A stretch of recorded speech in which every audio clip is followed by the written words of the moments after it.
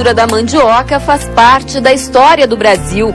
Desde o descobrimento, o cultivo e o consumo da raiz pelos índios já era observado. A cultura da mandioca no Brasil é muito importante, principalmente sob o ponto de vista histórico, né? Porque a mandioca foi a base alimentar das populações indígenas brasileiras. A mandioca é uma cultura domesticada na América, possivelmente no Brasil, na secção entre a floresta amazônica e o Cerrado, na região de Rondônia, uma divisa com Mato Grosso, com o Amazonas, né? E ela foi domesticada aí uns 6, 7 mil anos atrás. Com o passar dos tempos, outras culturas, como milho e soja, foram ganhando espaço no campo do país. Mas a mandioca continuou tendo importância e força na alimentação do povo brasileiro. A mandioca sempre foi, historicamente, desde que tem dados do IBGE, a segunda cultura no Brasil em volume de produção, que dá por volta de 25 a 28 milhões de toneladas por hectare ano, que são colhidas e processadas. Eu acredito que seja muito mais, porque a cultura da mandioca é uma cultura endêmica, ela é fundamentada em pequenas propriedades, em pequenas áreas, né? A exploração familiar e a agricultura de subsistência. E normalmente esses dados não entram na estatística, né? Eles passam batido, porque são uma área pequena. Exceto aqui na região centro-sul do Brasil, que se desenvolveu um polo de produção, que envolve São Paulo, Paraná e Mato Grosso do Sul, em que a mandioca se desenvolveu um agronegócio bastante interessante sobre isso, que ocupa uma quantidade bastante grande de gente, de volume de dinheiro e tudo mais. Existem dois tipos de mandioca, a de mesa, aquela que se serve cozida ou frita, e a mandioca industrial, que serve para fazer farinha e amido. Amido esse que tem centenas de usos. Vamos ver quais as diferenças entre os dois tipos de mandioca do ponto de vista de produção. A mandioca de indústria é uma mandioca que tem que ter alto teor de amido e alta produtividade. Ela é colhida de 18 a 24 meses aqui na nossa região, isso varia no Brasil, e varia com as condições econômicas também, mas ela é absolutamente diferente da mandioca de mesa. Porque a mandioca de mesa é aquela que a gente come cozida em casa com cerveja. Aquela mandioca, o que a gente espera dela é que ela tenha gosto de mandioca, seja uma mandioca saborosa. A outra não precisa ter gosto nenhum. Vamos falar agora sobre a mandioca industrial, que é a que ocupa a maior área no país. Ela é uma cultura assim, já com um relativo grau de mecanização, mas ainda precisa ser muito mais mecanizada. Nós já progredimos muito e ela deve ser, para ter boas produtividades aí de 80 a 100 toneladas por alqueire, ou que daria de 30 a 40 toneladas por hectare, ela tem que ser bem plantada, bem cuidada, que nem essa que nós estamos vendo aqui. Para assegurar um bom cultivo de mandioca, é necessário plantar na época adequada. E isso varia conforme a região do país, mas em geral deve acontecer após o período de chuvas, para garantir a brotação. Outro aspecto fundamental é a escolha de ramas de qualidade. O que é um material de plantio de boa qualidade de mandioca?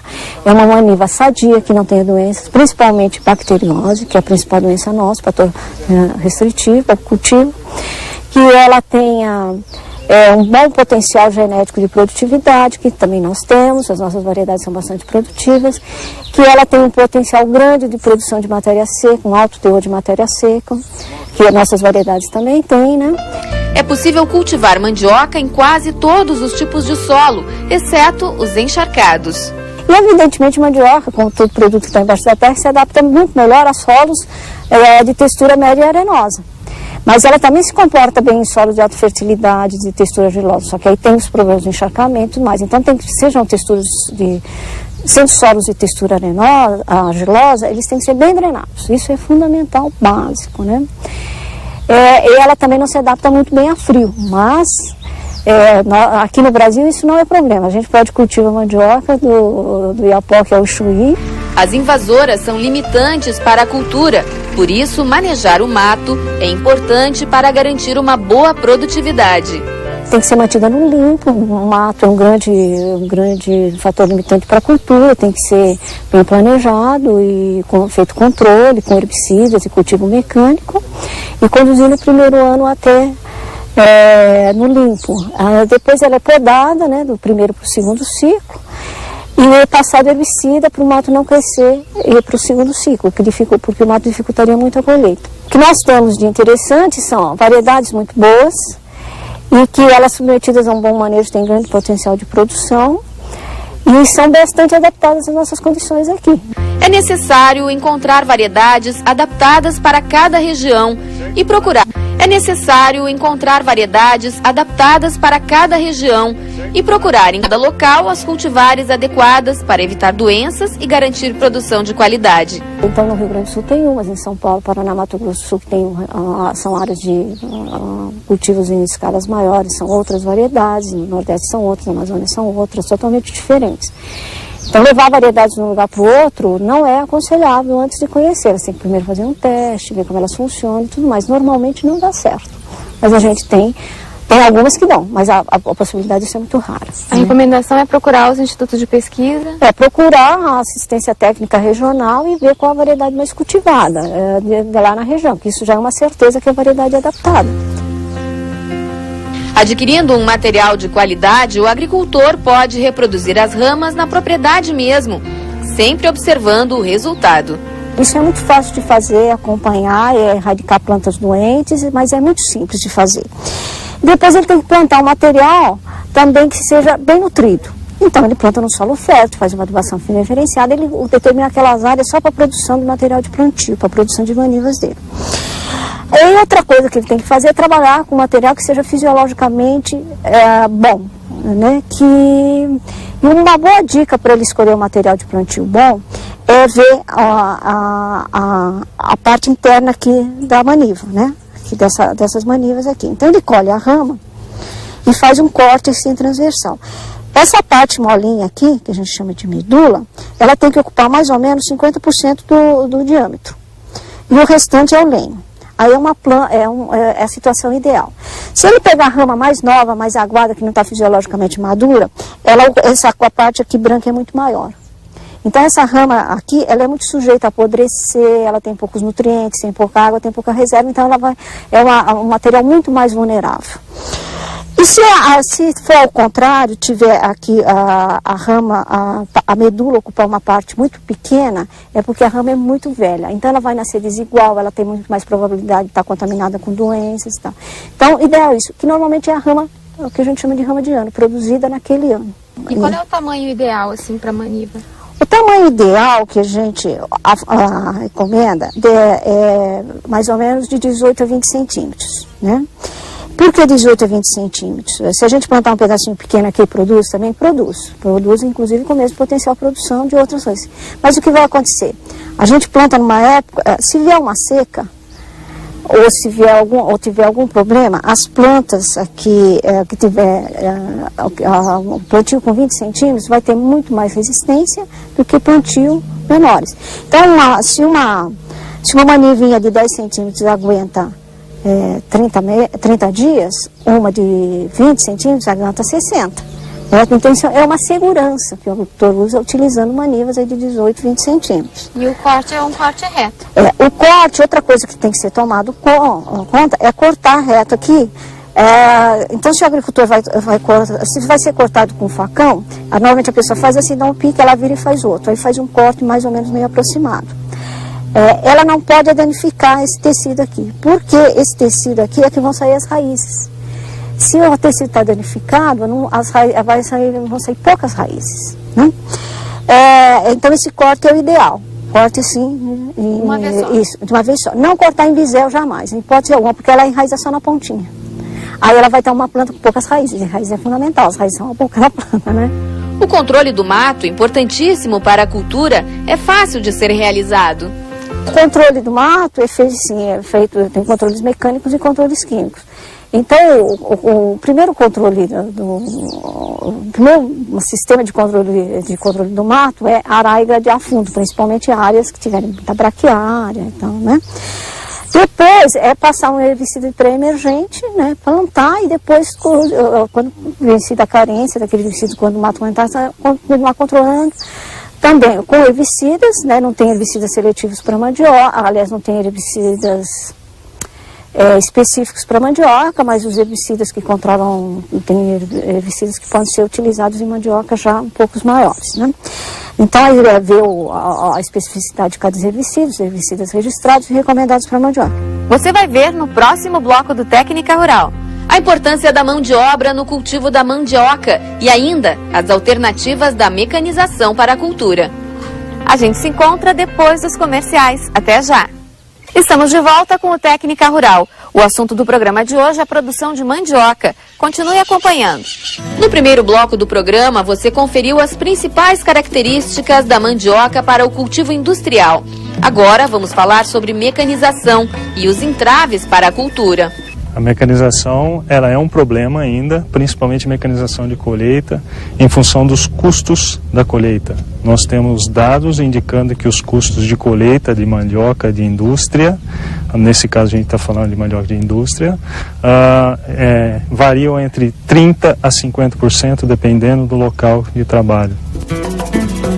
A mão de obra para o cultivo de mandioca está escassa em grande parte por causa da migração dos trabalhadores para outras culturas. Isso se tornou um problema, além do fato de que outras culturas, como laranja, cana e outras, têm absorvido muito da mão de obra. Então tem um déficit de mão de obra no setor ainda. Até porque a atividade da colheita da mandioca, ela é pesada do ponto de vista de esforço físico do trabalhador? Sim, a gente está trabalhando aí com uma faixa de 2 a 3 toneladas no máximo por pessoa colhida no dia, né? Por que isso? Porque o desgaste físico é muito alto. Você tem que coletar a planta, despinicar as raízes, tirar as raízes da zona da planta onde elas estão anexadas e depois carregar o caminhão ou carregar uma carreta de trator, algum outro equipamento. Então isso demanda um desgaste físico muito alto.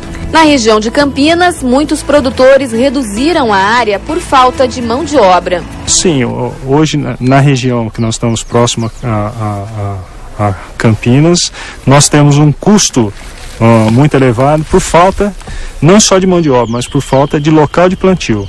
Porque a mandioca aqui nessa região, ela está competindo com laranja, está competindo com cana, está competindo com reflorestamento e outras culturas como batata inglesa, e isso tem exigido uma competitividade muito alta, um retorno muito alto para a cultura se manter nessa região, senão ela está sendo deslocada para outros polos onde possa ser produzida. E fica um recado para as indústrias de máquinas. Existe um grande mercado para colhedoras de mandioca. São necessárias iniciativas para garantir a montagem de equipamentos que atendam às necessidades dos produtores. Hoje, se nós fizermos um levantamento, nós temos todas as peças de uma colhedeira automotriz total de mandioca. O que falta é anexar essas peças numa única máquina. Hoje, o que falta para a indústria é o conhecimento da importância da cultura, do volume de área plantada, do volume de área colhida, né? Só para a gente ter uma ideia, nós estamos aqui numa região onde tem áreas por volta de 100 hectares, 50, 100 hectares, mas nós temos outras regiões produtoras de mandioca, nós temos áreas de até 1.000, 1.500 e chegando a projetos de até 10.000 hectares de produção de raízes, né? Então nós temos uma dinâmica de volume alto. Para os produtores, além da falta de mão de obra, tem ainda o alto custo exigido para manter os trabalhadores. Sem dúvida nenhuma, a mão de obra, primeiro que nós não temos, nós temos que ter pessoas qualificadas para isso, né? E como são pequenos os produtores, eles não conseguem estabelecer essa mão de obra qualificada. Então toda vez que nós vamos contratar pessoas, são pessoas que nunca fizeram o serviço, não têm rendimento, e hoje a mão de obra está muito cara.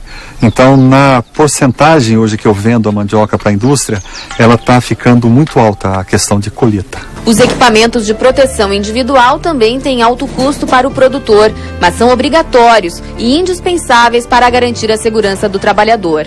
Só as luvas com proteção em metal, por exemplo, custam em torno de R$ 600 o par. São todos os EPIs que são exigidos pela NR31, né, a normativa 31. Principalmente luva, né, na hora que está despinicando, para não ter nenhum problema com corte na mão, são chapéu, até inclusive nós usamos também protetores solar, né, no rosto, nos braços. Então existe uma série de exigências pelo Ministério. Nós vamos em todos os lugares, os polos mandioqueiros do estado de São Paulo, do Paraná, do Mato Grosso, onde nós ficamos sabendo que tem uma máquina que inventaram, que está trabalhando, nós tentamos adaptar a nossa região.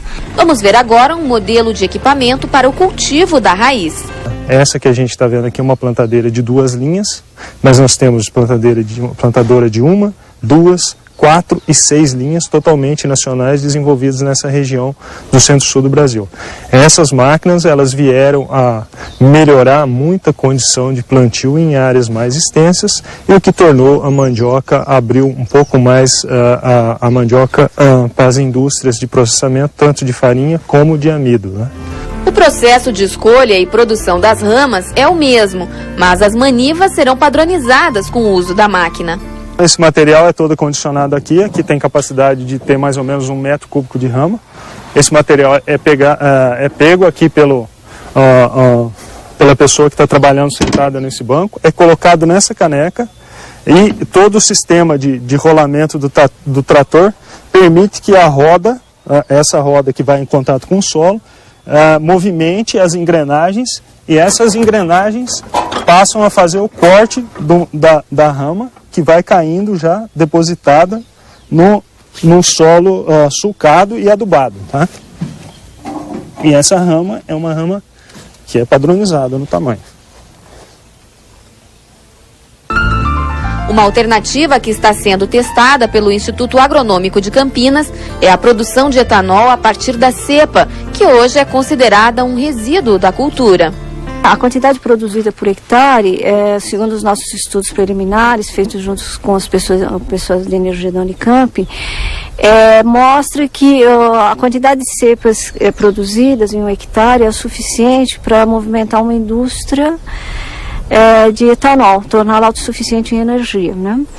Isso é uma coisa muito importante, porque termina que, sim, que o resíduo, que pode ser o restante do resíduo da parte aérea, pode ficar no campo para produção, para reciclagem de nutrientes, ou ser utilizado mesmo para produção de alimentação, para alimentação animal. E isso é uma coisa bastante interessante, porque se deixar a cepa no campo, ela tem alguns problemas de ficar em tocos no solo, isso estraga máquinas e compromete novos plantios, então, porque essa parte é muito resistente à degradação, ao passo que a parte aérea já não é mais, né? E ela tem um comportamento energético similar ao eucalipto, outras fontes de